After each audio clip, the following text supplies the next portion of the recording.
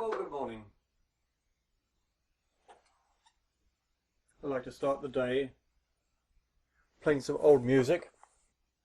Bach's music from 300 years ago is written out in modern music notation. Dots on lines and in spaces. Trop goes back considerably before that. Trop is a different kind of thing. It was never written in music notation as we understand it today. The marks for the tropes are quarter circles and lines and dots, things that are easy to write and easy to carve. So how do we know what the notes should be? Well, really we don't. We've made up something that works. So when you sing your trope inventions, if you change the tune slightly, that's just fine. I chose some very profound poetry to set to trope today.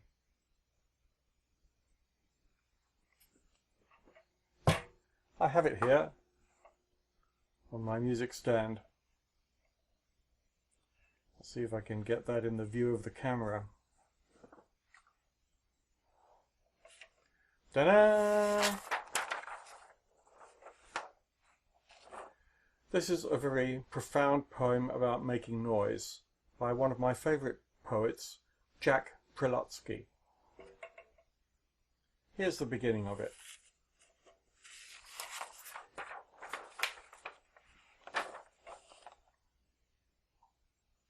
I made a noise this morning that I didn't mean to make. It truly was an accident, an error, a mistake. I don't know how it happened, but it suddenly was there, filled with great reverberations that resounded in the air.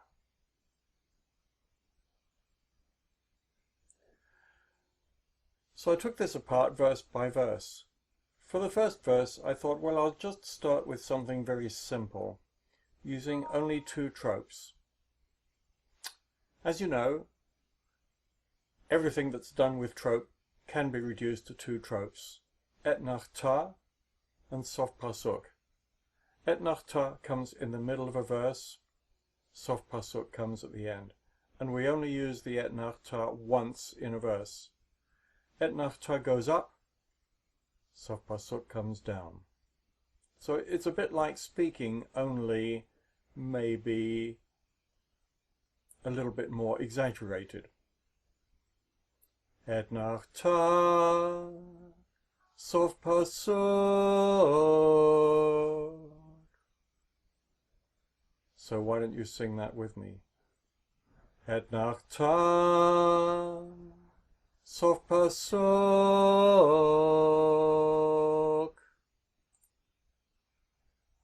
And now you'll see that I already put in the tropes for the first verse, the et nach ta and the sof pasuk in the text.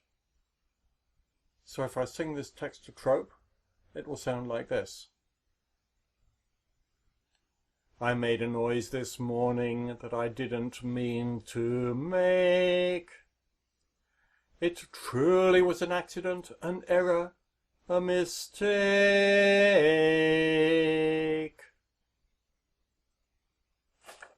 And if you feel that's all the text needs, you can keep just using et nach ta, sof pasuk.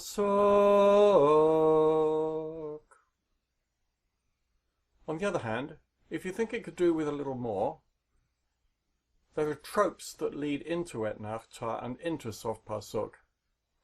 Mercha, tipcha, munach lead very nicely to et nach ta, and a slightly different sequence, mercha, tipcha, mercha, lead very nicely into sof pasuk.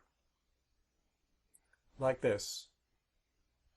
Mercha, tipcha, munach, et nach ta. Mercha, tipcha, mercha, sof pasuk.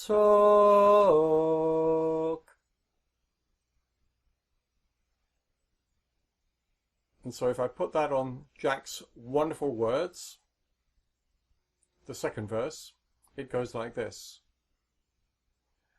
I don't know how it happened, but it suddenly was there, filled with great reverberations that resounded in the air.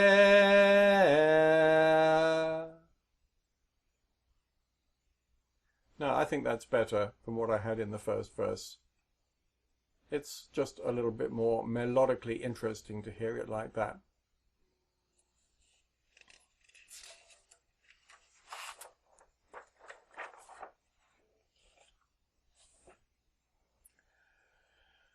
I wanted to go further than that though, so with the next section of Jack's poem I added another family of tropes, mapach, pashta, munach, keton. These blend nicely with mercha phrases. The mapach family goes like this. Mapach, pashta, munach, keton. So if I now sing this verse, using the tropes I've selected, it goes like this. Mapach, pashta, munach, keton. Mercha tipcha, munach, etnachta. Mapach, pashta, munach, keton. Mercha tipcha, mercha sof pasuk.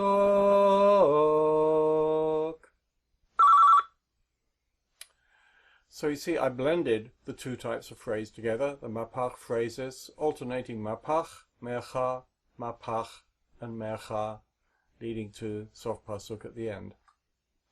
So here's how it plays out with Jack's wonderful poetry. It made a strong impression on the people in the room.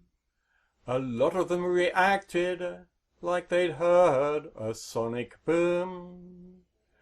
They looked at one another as if asking, "Was it you?" They were laughing, they were pointing. I behaved the same way too.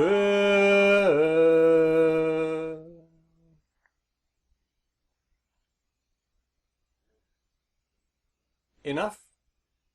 Yes. Anything can be set using those families of tropes, but if you want to go further still, I couldn't resist for the end of this poem pulling out all the stops and creating some very dramatic sequences. I started off using possibly my favorite trope, pazer, which means scattering.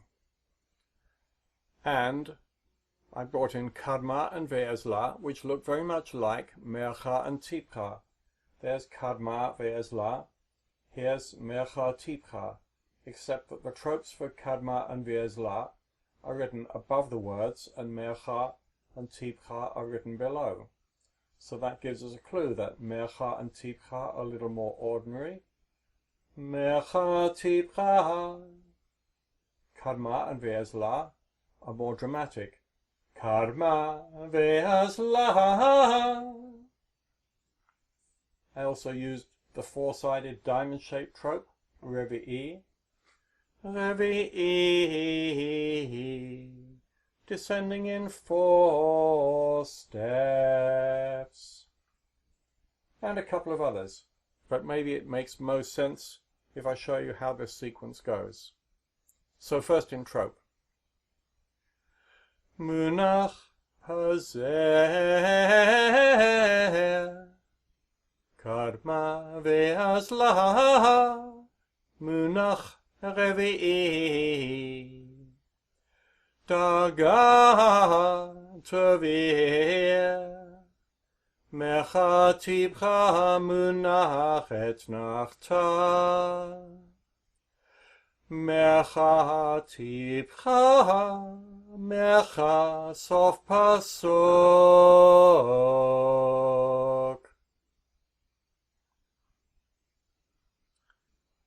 So I did one more thing at the end with the final mercha leading to sof pasuk. I changed it as you would if you were reading a Torah portion and you wanted to tell the people listening that it was coming to an end. Instead of the normal Mecha Tivcha, Mecha Sof Pasuk, we change to a minor key and go Mecha Tivcha, Mecha Sof Pasuk. And that's also an invitation for everyone to join in. So, now the whole thing with Jack's excellent words. I couldn't keep from joking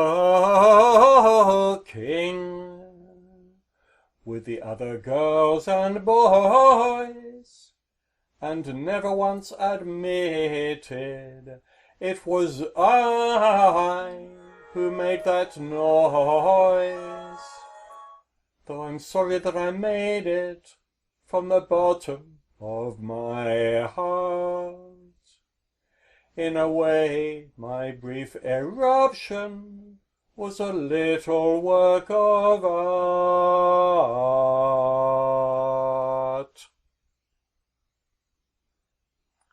If you like Jack's poetry, there's more of it on the web. It's easy to find. Of course, find your own poems too. That also works.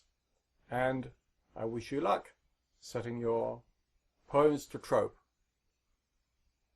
You can use sequences as I've used them, or you can be very bizarre and just use random combinations of tropes, whatever you like. You are the artist. I want you all to create little works of art.